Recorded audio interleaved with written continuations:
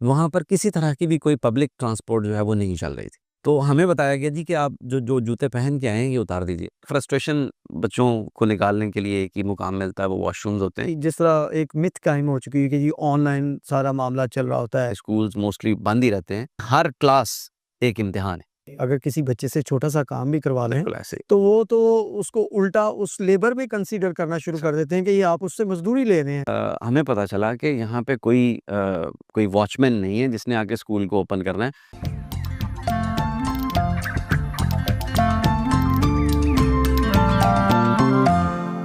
बिस्मिल्लाहिर्रहमानिर्रहीम, अस्सलाम वालेकुम नाज़रीन। मैं हूं कामरान नसीम बटालवी अपने प्रोग्राम मीट सा माइंड्स के साथ। नाज़रीन, ज़िंदगी एक सफ़र है और इस सफ़र के हकीकी मायने को जानने के लिए सफ़र करना बहुत ज़रूरी है। आज हम ऐसे ही सफ़र के तजर्बात शेयर करने जा रहे हैं जो कि बतौर एजुकेशनिस्ट आपके लिए बहुत फ़ायदेमंद होंगे। आज की मेरी मेहमान शख्सियत एक ऐसी शख्सियत है जिन्होंने हालिया दिनों जापान का बतौर एजुकेशनिस्ट का दौरा किया और वहाँ पर उन्होंने उस तलीमी निज़ाम का मुशाहिदा किया। तो आज के मेरे ये ख़ास मेहमान और ये मुख्तलिफ या इनफरादी नवीयत का ये प्रोग्राम जिसके मेरे ख़ास मेहमान जनाब अमजद फ़रूक हंजरा हैं, जो कि ऑक्सफोर्ड ग्रुप ऑफ स्कूल के डायरेक्टर हैं। आइए चलते हैं और उनसे मिलते हैं। जी अस्सलाम वालेकुम अमजद फ़रूक साहब, आपका बहुत शुक्रिया कि आपने अपने कीमती वक्त में से वक्त निकाला। सबसे पहले तो अमजद साहब मुझे ये बताइए कि आपका जो विज़िट था वो कैसा रहा बतौर एक ट्रैवलर, एक एजुकेशनिस्ट? जी बिल्कुल। ये नवंबर 2024 के अंदर हमें एक अपॉर्चुनिटी मिली, जैसा कि मुख्तलिफ ममालिक का मैं भी ऑलरेडी विज़िट कर चुका हूँ और मेरा यही पर्पज़ होता है उसमें कि वहाँ की जो निज़ाम तालीम है उसको ज़रा देखा जाए ताकि हम यहाँ पे अपने निज़ाम तालीम को किस तरह से अपग्रेड कर सकते हैं। तो जापान का ओवरऑल इट वाज़ फैबुलस।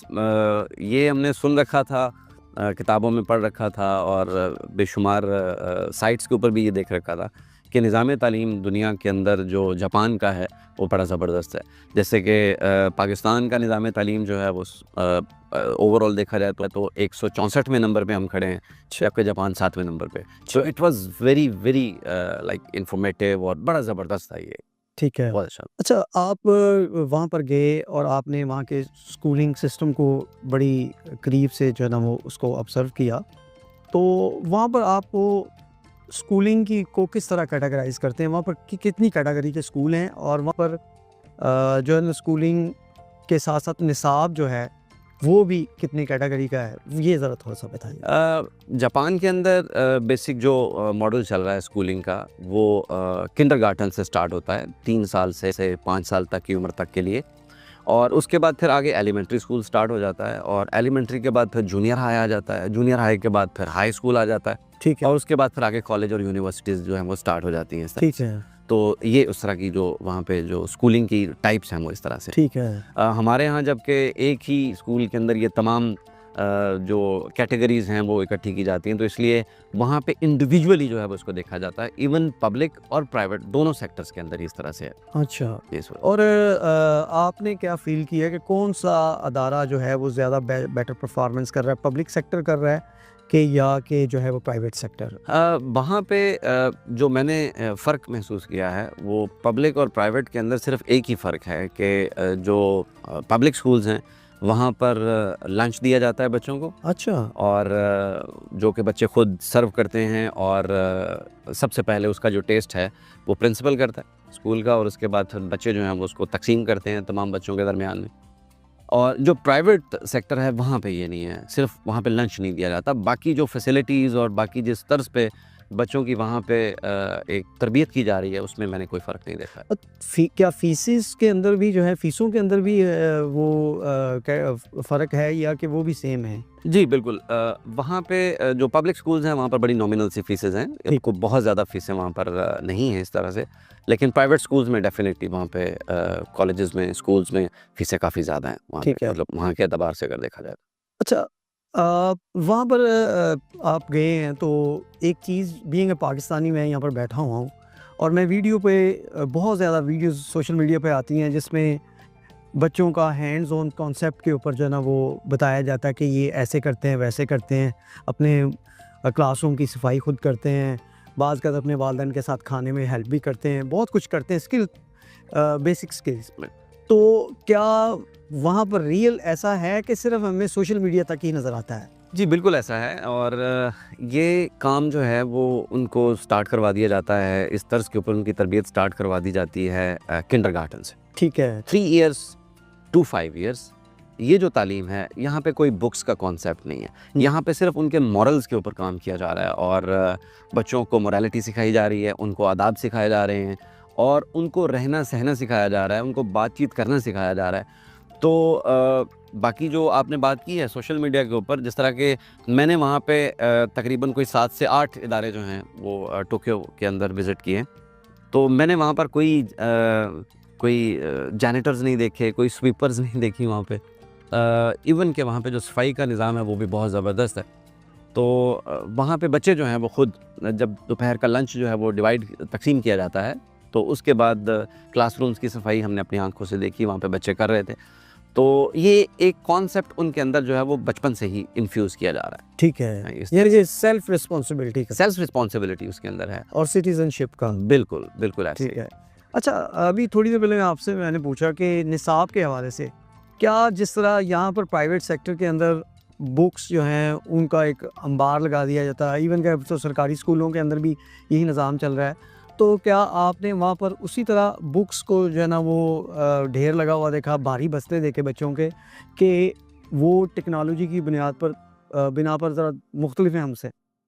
जी, बिल्कुल। इसमें अगर हम देखें तो बैग्स तो वो कैरी करते हैं बच्चे, और थोड़े मैंने देखा है कि वो बड़े साइज़ के बैग्स होते हैं उनके। अच्छा। अगरचे उसमें कोई बुक्स की इतनी तादाद नहीं होती है, वो है।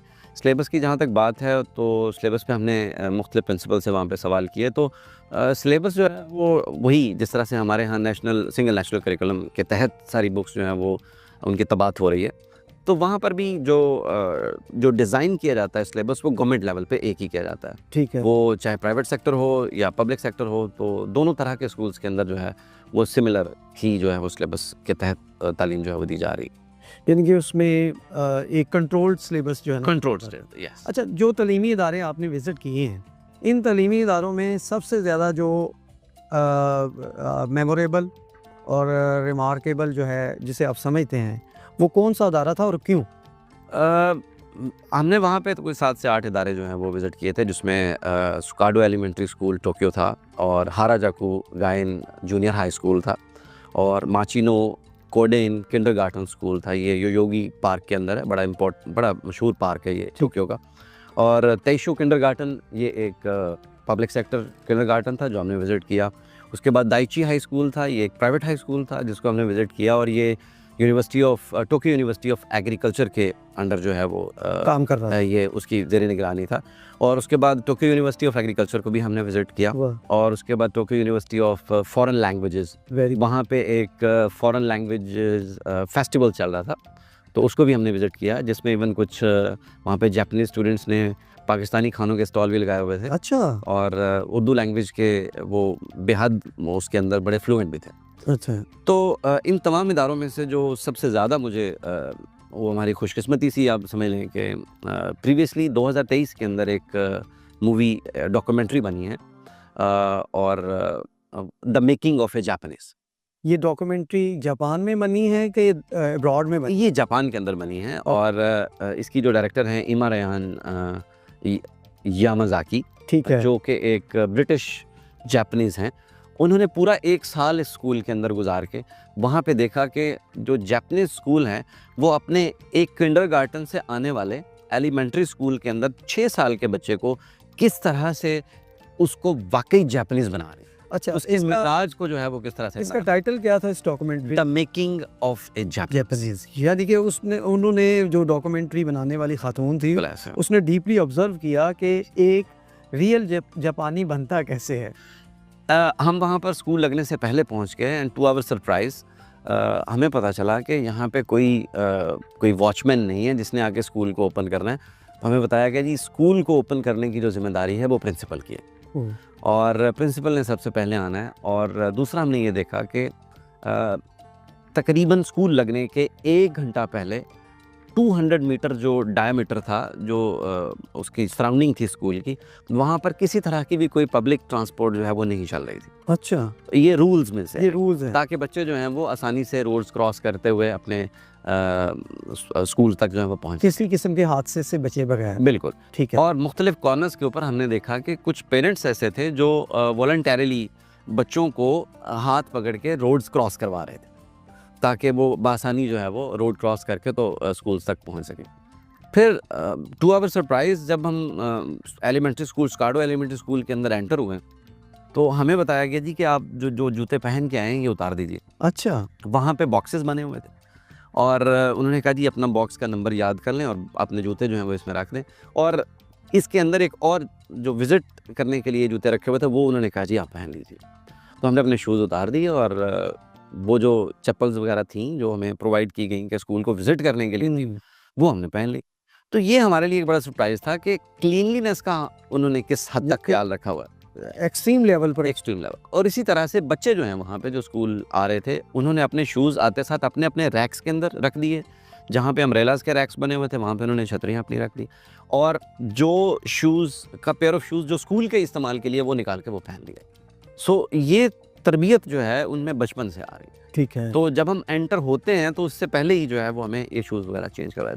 क्लासरूम्स को फिर हमने विज़िट किया वहाँ पे बहुत ज़्यादा और बच्चों को उन्होंने लाइक जो मॉडर्न टेक्नोलॉजीज़ हैं उनके तहत भी जो है वो काफ़ी हद तक वहाँ पे तालीम दी जा रही है। टैब्स के ज़रिए तालीम दी जा रही है, बच्चे वो टैब्स घरों तक भी ले जा सकते हैं।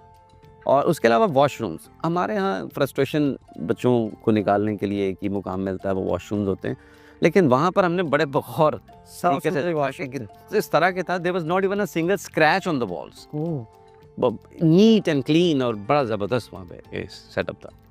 और सेशन जब हमने विज़िट का सेशन मुकम्मल किया तो उसके बाद हमारी 1-to-1 मीटिंग हुई स्काडो एलिमेंट्री स्कूल की जो प्रिंसिपल साहिबा थी। अच्छा, तो उनसे फिर हमने काफ़ी सवालात किए। अच्छा। और जिसमें टू आवर सरप्राइज़ ये था कि मैंने उनसे सवाल किया कि यहाँ पे उसातिज़ा की टाइमिंग क्या है। तो हमारे यहाँ तो आपको पता है कि डेडिकेशन का हाल ये है कि अगर आधा घंटा ज़्यादा रुकना पड़ जाए तो मसाइल आ जाते हैं, मसाइल आ जाते हैं। बिल्कुल। तो उन्होंने बताया कि 3:30 बजे तक बच्चों का टाइम है, 5 बजे तक according to the government law उसातिज़ा रुकते हैं, उनका रुकना ज़रूरी है। अच्छा, लेकिन यह है कि प्राइवेट और पब्लिक सेक्टर दोनों में टाइमिंग स्कूल ऑन होने की टाइमिंग क्या सुबह? वो सुबह 8 बजे से 8 बजे, 8 से 5 बजे। 8 से 5 बजे तक। लेकिन टू आवर सरप्राइज़ वो जो प्रिंसिपल साहिबा थी उन्होंने हमें बताया कि यहाँ पर टीचर्स 9:30 से 10 बजे तक भी रुकते हैं और वो अपनी मर्ज़ी से रुक रहे हैं। और हमने पूछा जी वो क्यों रुक रहे हैं, और उसकी वजह ये थी कि वो बताते हैं कि जो वीक स्टूडेंट्स हैं उनकी कल के आने वाले दिन के लिए जो प्लानिंग्स करनी है उसके ऊपर वो वर्क कर रहे होते हैं और वो अपनी मर्ज़ी से अपनी डेडिकेशन के साथ वहाँ how much they are dedicated. अब देखिए जहाँ उसातिज़ा इस लेवल पे डेडिकेटेड होंगे तो मेरा नहीं ख्याल कि वो वाकई वो मेकिंग ऑफ द जापानीज़, वो वाकई एक जापानी कौम का बच्चा बनेगा और वो उस लेवल पे इसीलिए वो हमसे 30 साल आगे होगी। तो वो बता रही थी कि 3-4 महीने पहले गवर्नमेंट ने एक एप्रिसिएशन लेटर भी इवन जारी किया जिसमें उन्होंने कहा कि हम आपके इस तरह एक्स्ट्रा काम करने से बेहद मुतासिर हैं, लेकिन हम साथ ये रिक्वेस्ट पुट करते हैं कि आप घरों को जल्दी चले जाया करें, कहीं ऐसा ना हो आपकी सेहत ख़राब हो जाए। पाकिस्तान में एक ट्रेंड है, जनरल ट्रेंड है कि बच्चों को जो है अभी इवन के बहुत सी एजुकेशनल डायमेंशंस आ चुकी हुई हैं, अभी भी बच्चों के ख्वाब में वो इंजीनियर और डॉक्टर बनने का ही जो है ना वो उनका ड्रीम सेट किया जाता है, गोल बना दिया जाता है, ज़्यादा से ज़्यादा आईटी एक्सपर्ट का गोल सेट कर दिया जाता है। तो आप एक ऐसे टेक्नोलॉजिकल कंट्री के अंदर गए हैं, तो क्या उनकी डायमेंशंस भी यही हैं कि वो भी अपने बच्चों को डॉक्टर, इंजीनियर और आईटी एक्सपर्ट बनाना चाहते हैं? जी, इस पे हमने मुख्तलिफ स्कूलों के अंदर मुख्तलिफ बच्चों से बराह रास्त जो है वो सवालात किए कि वो आगे क्या बनना चाहते हैं अपनी लाइफ के अंदर, जिसमें हमें बड़े मुख्तलिफ तर्ज के जवाबात मौसूल हुए और हमारी हैरानगी की हद नहीं थी कि किसी ने भी डॉक्टर बनने का या इंजीनियर बनने का बात नहीं की। वाह। और उसमें कुछ बच्चियाँ ऐसी थीं कि जिन्होंने हमें जवाब दिया कि वो ब्यूटिशियन बनना चाहती। तो कल को अपने कुछ ने बताया हम अपने बुटीक्स बनाना चाहते हैं, और कुछ ने में बताया कि they want to become international renowned chefs. क्योंकि वहाँ पे हाई स्कूल्स के अंदर, जूनियर हाई के अंदर, इवन वहाँ पे उनका ये मानना है कि हर वो बच्ची और जो इस स्कूल से पास करके जाएगी जूनियर हाई से, वो बहुत अच्छी शेफ़ होगी। वहाँ पे पूरी एक क्लास है जिसके अंदर स्टोव्स लगे हुए हैं, और वहाँ पे बच्चियों का वो इवन बाकायदा वो रेगुलर बेस के ऊपर वो लेक्चर वो उनको सिखाया जा रहा है कि कुकिंग किस तरह से करनी है। ठीक है। इसके अलावा हमने देखा कि बच्चों को ज़राअत के साथ भी बहुत ज़्यादा अटैचमेंट बचपन से दी जा रही है। वो इस तरह के हर मौसमी सब्ज़ी जो है वो बच्चों से उगवाई जाती है। ठीक है। फिर ऊपर उनको टैग्स लगाए जाते हैं। बच्चों की ज़िम्मेदारी है कि वो उसकी नॉरिशमेंट करें, उसकी मैन्योरिंग करें, उसकी नर्चरिंग करें, उसको वाटरिंग करें। फिर जब वो सब्ज़ी तैयार हो जाती है तो वो उसको ले जाके घर में पकाते हैं। वाह! उसकी फिर पिक्चर्स जो हैं वो लाके स्कूल में शेयर की जाती है। तो इस तरह से बच्चों के अंदर वो ज़राअत के साथ जो एक अटैचमेंट है उसको बचपन से ही दिया जा रहा है। अच्छा, जब हमने हाई स्कूल को विज़िट किया तो वहाँ पे हमें बताया गया कि जिस वक्त ये धान की फसल का वक्त आता है तो वो क्लास को ले जाकर बाकायदा धान की काश्त करवाते हैं। जी, ये वीडियो तो मैंने भी देखी हुई। जी, बिल्कुल। लगवाते हैं जी स्पेशल। बिल्कुल, ताकि वो प्रैक्टिकली जो है वो हर एक चीज़ में से गुजारें। तो वहाँ पर ये क्रेज़ बिल्कुल नहीं पाया जा रहा कि सिर्फ सर्टन जो हमारी डोमेन्स हैं जिस तरह हमारे यहाँ समझी जाती हैं, तो वहाँ पे एक बड़ी वर्सटाइल किस्म की सोच जो है वो बच्चों को दी जा रही है कि वो ये डाइवर्सिटी है, कि वो जिस भी फील्ड में जाना चाहें थ्रू आउट देयर कैरियर, जिस चीज़ को वो अपने म्यूज़िक है और बेशुमार और इस आर्ट से रिलेटेड चीज़ें हैं, तो उसमें वो बड़ी आसानी के साथ जो है वो जा। अच्छा, हंजरा साहब, इसी से रिलेटेड मैं आपसे एक क्वेश्चन करना चाहूँगा कि हमारे यहाँ चूँकि अब आजकल तो पाकिस्तान के अंदर मज़ीद ये ट्रेंड बन चुका कि टेक्नोलॉजी की वजह से जी बच्चे गैजेट्स के अंदर इंगेज हो चुके हैं, बहुत बिजी हो चुके हैं, और सवाए वो इन मशीनरी या टूल से जो है ना निकलने उनके पास कोई काम नहीं है।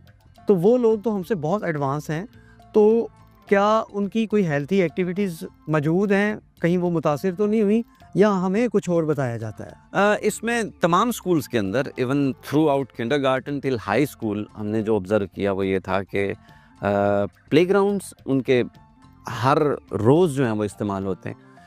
इवन कुछ स्कूल्स के अंदर जहाँ पर प्लेग्राउंड्स की थोड़ी बहुत कमी है तो वहाँ पे जिम्नेजियम उन्होंने बड़े-बड़े बनाए हुए हैं। अच्छा। और हमने ये भी देखा कि वहाँ पर बगैर तफरीक के जो जिन्स है, मींस बच्चियों और बच्चों दोनों को फिजिकल ट्रेनिंग के अंदर जो है वो डाला गया है, और ये कंपलसरी है फॉर ईच एंड एवरीवन कि वो उनके लाइक वो पीरियड्स बने हुए हैं कि कब उन्होंने आके वहाँ पे अपना 1 घंटा पूरा स्पेंड करना है, ठीक है। जिसमें वो योगा की क्लासेस करवाते हैं, जिसमें वो स्ट्रेचिंग करवाते हैं, जिसमें वो दौड़ लगवाते हैं बच्चों की, वो जॉगिंग करवाते हैं। ठीक है। तो ये इस पहलू को उन्होंने बड़ा अटैच रखा हुआ है अपनी तालीम के साथ। जो एक्स्ट्रा करिकुलर एक्टिविटीज़ हैं, फिजिकल ट्रेनिंग्स जो हैं, वो बहुत ज़्यादा इसके ऊपर भी फोकस किया जाता है। और उनका मानना ये है कि अगर आपको स्ट्रॉन्ग माइंड चाहिए तो स्ट्रॉन्ग बॉडी होना ज़रूरी है। ठीक है। कतई नज़र इस बात के कि वो बच्चियाँ हैं स्टूडेंट्स के तौर पे या बच्चे हैं, तो वो इस चीज़ का बड़ा ख्याल रखते हैं। ठीक है।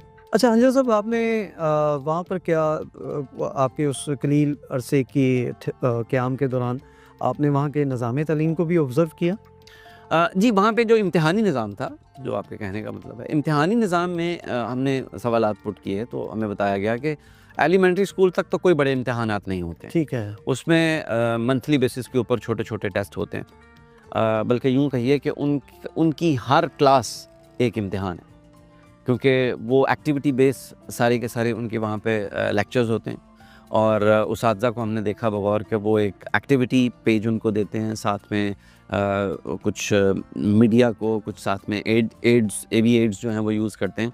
तो हर क्लास उनकी एक तर्ज पे इम्तिहान है। तो ओवरऑल कोई बड़े इम्तिहानात एलिमेंट्री स्कूल तक नहीं है।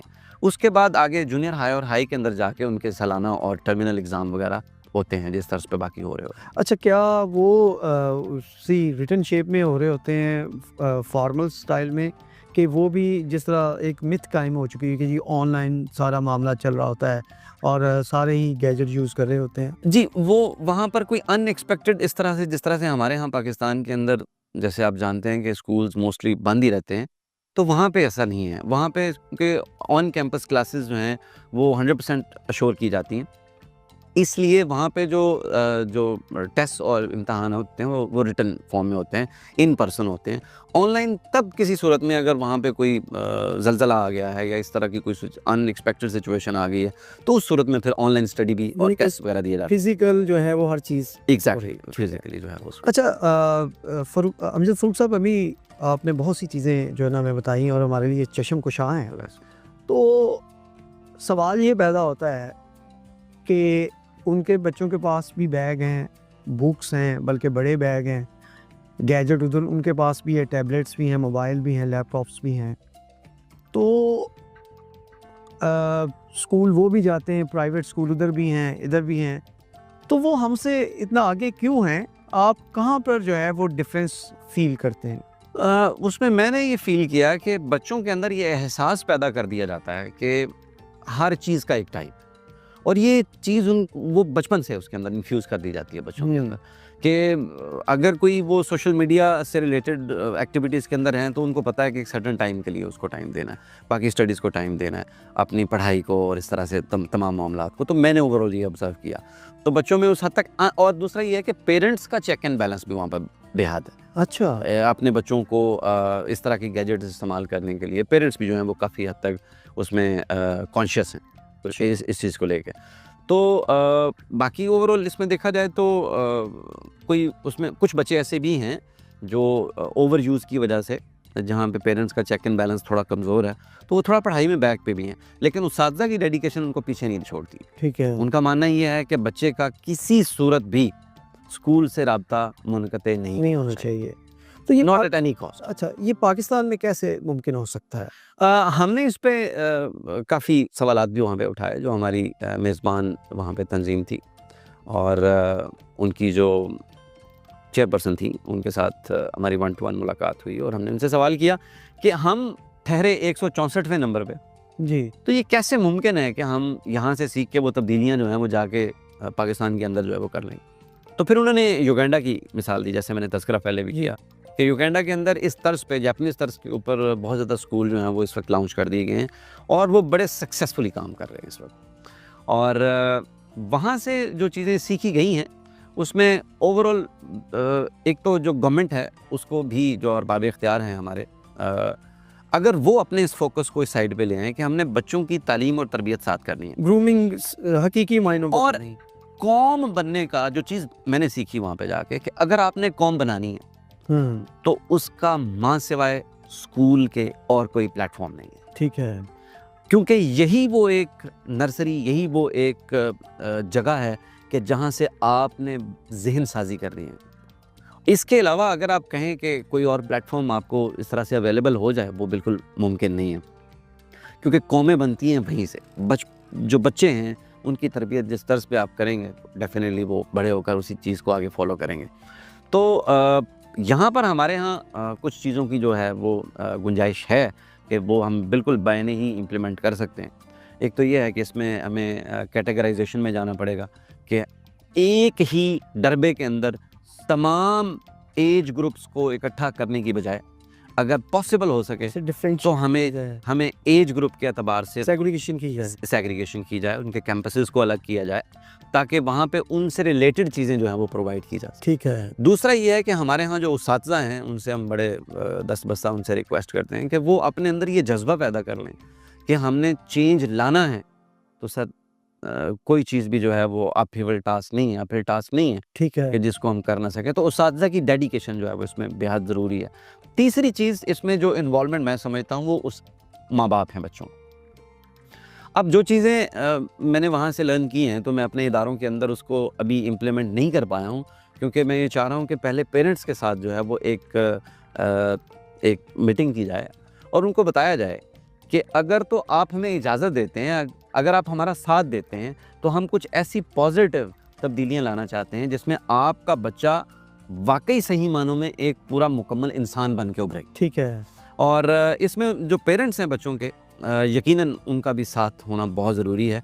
जैसे अगर हम बच्चों के अंदर से उनकी इस ईगो को ख़त्म करने के लिए, दूसरों को सर्विंग करने के लिए एक जज्बा पैदा करते हैं, तो जिस तरह से हम सफाई के और इस तरह के मामलात में उनसे मुआवनत लेते हैं, तो मेरा ख्याल है इसमें पेरेंट्स का जो है वो हमारे साथ बिल्कुल। कोऑपरेट करना और बहुत ये पाकिस्तान में तो अगर फ़र्ज़ करें कि आप किसी भी स्कूल में अगर किसी बच्चे से छोटा सा काम भी करवा लें, बिल्कुल ऐसे ही। तो वो तो उसको उल्टा उस लेबर में कंसीडर करना शुरू कर देते हैं कि ये आप उससे मजदूरी ले रहे हैं, हालांकि ये उसकी तरबियत का एक हिस्सा है। बिल्कुल। अच्छा, बतौर एक ऑब्ज़र्वर आपने वहाँ पर उस्ताद का और पेरेंट्स का जो एक कनेक्शन होता है, वो आपने उसको कैसे देखा कि वो उसको कितनी इज्जत देते हैं, और आप पाकिस्तान के साथ उसको कैसे कंपैरिजन? उसमें हमारी बड़ी हैरानगी की हद नहीं थी कि जब हमने ये सवाल किया कि यहाँ पर पेरेंट्स के साथ आपका साल में कितनी बार इंटरेक्शन होता है, तो दे सेड साल में शायद एक आध बार, या अगर ज़रूरत पड़े तो SOS के एतबार से।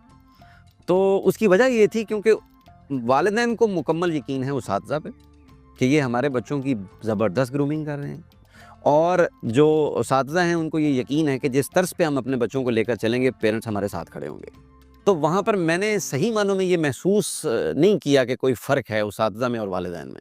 दे are on the same page, और एक ही पेज के ऊपर रह के वो बच्चों की नॉरिशमेंट करवा रहे हैं। तो उनमें आपस में कोलैबोरेशन बहुत है, एक दूसरे को रिस्पेक्ट बहुत है, और उसातिज़ा की रिस्पेक्ट जो है वो डेफिनेटली बहुत ज़्यादा है। ठीक है। इस लिहाज से। तो वहाँ पर आपको बजट के हवाले से भी कोई बात हुई, क्योंकि इस वक्त वो पाकिस्तान जो है आपने उसकी कैटेगराइज की कितने नंबर पे है, तो एजुकेशन बजट के हवाले से जो है उसमें कोई सर्टन फिगर तो नहीं मैं आपसे शेयर कर सकूँगा, लेकिन कोई भी ऐसी माँ सिवाय एक चीज़ जो मैंने आपसे अर्ज़ की है, प्राइवेट सेक्टर डेफिनेटली अपने आप को ज़्यादा प्रोजेक्ट करने के लिए ज़्यादा पैसा सरमाया लगाते हैं, लेकिन वहाँ पर हमें सिर्फ इस एक चीज़ के जो लंच दिया जाता है, उसके अलावा हमने पब्लिक सेक्टर के अंदर और प्राइवेट सेक्टर के अंदर कोई फ़र्क नहीं देखा। यानी इतना पैसा लगा रही है गवर्नमेंट अपने इदारों को अपग्रेड क्वालिटी एजुकेशन की एश्योरेंस के लिए, तो उसमें दिल खोल के वो पैसा लगा रही है। उसमें मेरा मानना ये है कि दिल खोल के पैसा लगा रही है। ठीक है। तो इस लिहाज से बजट को डेफिनेटली इंक्रीज़ करेंगे तो चीज़ें जो है हम प्रोवाइड करवा सकते हैं बच्चों के लिए। अमजद फ़ारूक साहब, अभी आपने जो है हमारी पूरी गुफ्तगू में वो की पॉइंट्स बताए, वो राज की बातें बताईं, जिसकी बुनियाद पर जापान इस वक्त तालीमी मैदान में बल्कि हर मैदान में तरक्की की बुलंदियों पर है। तो बतौर एक ऑब्ज़र्वर, एक जो है वो तजर्बाकार उस्ताद के, एक ट्रैवलर के, आप हमारे पाकिस्तानी जो है उसातिज़ा, सरबराहान अदारों के और जो है पेरेंट्स को क्या तजवीज़ करेंगे कि अगर वो भी ये काम कर लें तो हम भी आने वाले दिनों में जापान के हम पल्ला आ सकते हैं तालीमी मैदान में? जी बिल्कुल। इसमें मेरा जो वाज़ेह सा बड़ा पैगाम है वो ये है कि जहाँ तक इदारों के सरबराहान हैं उनका ताल्लुक़ है, तो उनको ये तय करना है कि उन्होंने अपने इस मुल्क व कौम के इन नौनिहालों को क्या वाकई एक पाकिस्तानी कौम बनाना है, या जिस तर्ज पे वो चल रहे हैं उसी तर्ज पे लेके चलना है। अगर तो ये फ़ैसला कर लें कि हमने वाकई इन नौनिहालों को, अपने नन्हे मुन्ने बच्चों को वाकई एक कौम बनाना है जो पूरी दुनिया पर आगे जाके उभरे और अपने वतन का नाम रोशन करे, तो उसके लिए चंद नागुज़ीर छोटी छोटी चीज़ें हैं जो उनको करना बेहद ज़रूरी है। जिसमें की पॉइंट्स में अगर हम बात की जाए तो वो ये है कि एक तो कोशिश करें कि हमारे बच्चों के अंदर से जो मार्क्स की और जो ग्रेड्स लेने की दौड़ है उसको निकाल दिया जाए। उससे ये होगा कि जो एक इन्फीरियॉरिटी कॉम्प्लेक्स बच्चों में पैदा होता है वो निकल जाएगा। दूसरा ये है कि तख्लीकी सलाहियत जो है वो बच्चों के अंदर डे फर्स्ट से, हर बच्चे के अंदर तख्लीकी सलाहियत मौजूद है, लेकिन उसको उजागर करने के लिए वो जिस हद तक भी अपने रिसोर्सेज इस्तेमाल कर सकें उनको इस्तेमाल करना चाहिए। दूसरी बात इजहार राय है। हमारे यहाँ बच्चों को बड़ी शटअप कॉल दे दी जाती हैं, और बच्चों को, इवन हमारे जो उसातिज़ा हैं वो बच्चों को अपने दिल की बात कहने ही नहीं देते। तो हमने जो वहाँ से सीखा है उसके अकॉर्डिंग, इवन वहाँ पे जो क्लासरूम्स का इन्वायरमेंट था, it was not a tense type of environment, बड़ा इजी और बड़ा एक फ्रेंडली इन्वायरमेंट था उस्ताद की मौजूदगी में। तो इजहार राय जो है वो बच्चों के अंदर हर सूरत जो है वो पैदा की जाए ताकि वो अपनी बात लोगों तक पहुंचा सकें, और अपनी जो अपना जहन, जो अपनी सोच है उसका इजहार मुकम्मल होना चाहिए। दूसरा ये है कि अगर उनको कोई ऐसी चीज़ लगती है कि जो आउट ऑफ द वे है या स्टैंडर्ड से गिरी हुई है, तो उसको वो चैलेंज कर सकें। तो बच्चों के अंदर जो चैलेंजिंग सिचुएशन है, कोई भी चीज़ उनके सामने अगर कोई नेगेटिव आती है तो उसको वो चैलेंज करने की अहलियत रखते हों, तो इस तर्ज पे भी जो है वो हम उनकी काफ़ी हद तक एक शख्सियत में निखार ला सकते हैं। और जो सबसे अहम चीज़ है और जो सबसे नागुज़ीर है वो ये है कि दूसरों की केयर करना जो है वो बच्चों के अंदर अगर हम पैदा कर दें तो वो इंतहाई मानों में एक बड़े शफ़ीक किस्म के इंसान पैदा होंगे। कल को जब अपने अपने शोबों में आगे बढ़ेंगे तो जब दूसरों की केयरिंग उनके अंदर मौजूद होगी तो डेफ़िनेटली वो एक बड़ा अच्छा माशरा और बड़ी एक खूबसूरत सोसाइटी जो है वो बना सकेंगे। जहाँ तक वालिदैन का ताल्लुक़ है तो मेरा उसमें उनसे बड़ा मुअद्दबाना अंदाज़ में ये गुज़ारिश है कि अगर कोई इदारे के सरबराहान ये बेड़ा उठा लें कि उन्होंने आपके बच्चों को एक वाकई कौम बनाना है तो उसमें आप हर तर्ज़ पर उनका साथ दीजिए। उनकी राह में किसी तर्ज़ पे भी कोई आप रुकावट ना बनाइए, उनके शाना बशाना खड़े हो जाइए, उसातिज़ा को सराहें, उसातिज़ा को इज़्ज़त दें, जो सरबराहान हैं उनके साथ आप मीटिंग्स रखें और उनको मज़ीद जो अपने मशवरे आप समझते हैं कि जो वाकई काबिल अमल हैं उनसे भी उनको मुस्तफ़ीज़ करें। तो मेरा ख़्याल है कि इसमें नसीम साहब कोई ऐसी दो राय नहीं है कि हम वाकई सही मानों में अपने इस वतन के नौनिहालों को एक खूबसूरत जो एक शहरी हैं और एक परफेक्ट जो कौमियत के हामिल लोग हैं वो बना सकें मेरे ख्याल में। जी नाज़रीन, आपने अमजद फ़रूक हंजरा साहब की बड़ी पते की बातें सुनी, जिसमें अपनी कंक्लूजन लाइंस के अंदर उन्होंने बयान किया कि अगर बहैसियत पाकिस्तानी हम इन छोटे छोटे नकात पर अमल करके अपने तलीमी निज़ाम में तब्दीली ले आएँ तो यकीनी तौर पर हम भी दुनिया की तलीमी मैदान में सफ़े अव्वल में खड़े हो सकते हैं।